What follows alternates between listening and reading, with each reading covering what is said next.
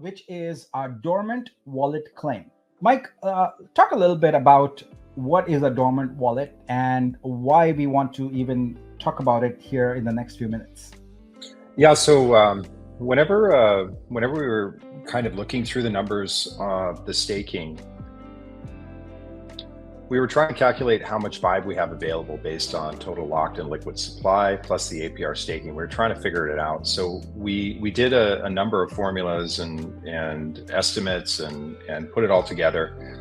And we did a little bit of polling because we just kind of wanted to, see what you guys think and what you guys were planning on doing. And the data just wasn't adding up. And, so I kind of threw in some estimates, and I was pretty close to the estimates, but the data still wasn't that accurate. And the second round that we did, I started to see the issue was inactive wallets. So Nick and I used to, we went into the data, started looking at the token allocation, started looking at wallet sizes, started looking at a lot of things, and it really opened our eyes to how many users in our community are active and how many are inactive. And to give you an example, I've got 3 friends that are in Vitruvio that are not actively tracking their investment. And these are large holders. These are not, small, 10 Vitru holders. These are big holders. And so it was kind of shocking. And then Nick and I talked about it, and I said, look, we had, I think, somewhere around 5 million, 6 million in liquid Vitru that was either not claimed or in wallets. And then when we did the Vibe staking, we only brought that number down maybe 1 million, which didn't quite make sense. So we ran some more reports and found out that we actually have a lot of abandoned wallets or abandoned claims where people, I shouldn't say abandoned wallets, it's really abandoned claims where money is just sitting to be claimed. And the problem is that this poses a huge liability for you as the investor once we get listed on a DEX or SEX, because we have all this outstanding Vitru that could be dumped by people that are just not using or keeping updated with the protocol. So did you want to go into the details, or? Yeah, I'm going to go through them next, but I just wanted to wanted you to give people context about what it was. So now we can talk about the actual program. So what we want to do is essentially make it so that we don't have to count these numbers again and again and again. We want to just park them and say that, okay, we know that this is an unknown dormant wallet. Now, we feel strongly that while these are dormant, there are folks that might come around someday, and we want to cater to that, right? So here's our program, which we think addresses all those needs.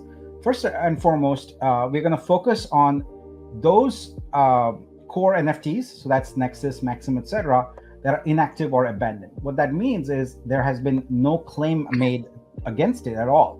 So what we would like to do is basically put a date on it, and we by the end of October 31st, 2024, if there is no claim that has been made on a core NFT, we're going to consider that a dormant one, and the Vitru is automatically transferred to the general Vibe equity pool escrow. So not actually into the pool, into a holding area for the pool, right? So now the holder might come at any time in the future and convert from escrow to the pool. So they can take that escrow and say, okay, I'm going to put it into the pool, and they have earnings that accrue from that time of conversion. As a result of this, we are going to remove the freeze that we put on the claim. And as of October 1, it will be active again, and everyone can go and claim their Vitru.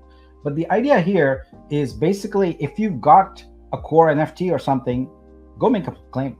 So we know that we called it proof of life, So it's kind of like, yes, you exist, you're aware of what's going on, or you don't know it. There's a lot of people who have no idea what's going on. And I think Mike will agree, you see still people saying, hey, what happened to my Vulcan coin or something like that? They have no idea how much this ecosystem has matured and how much has happened.